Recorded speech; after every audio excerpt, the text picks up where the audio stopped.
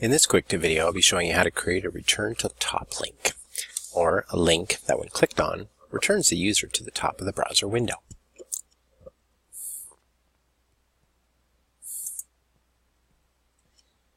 You'll find this really easy to do in SiteCM. I've now already logged into the SiteCM Manager, and I'm editing the page to which I want to add my return to top link.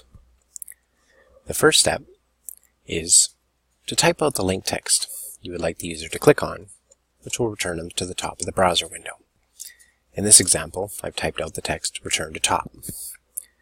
The second step is to select the link text you'd like to use. The third is to use the hyperlink manager.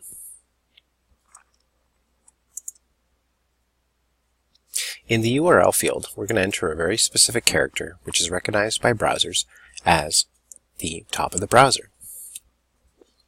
This character is the £. Once you've entered the £, into the URL field, simply click the OK button. This text is now linked to the top of the browser window.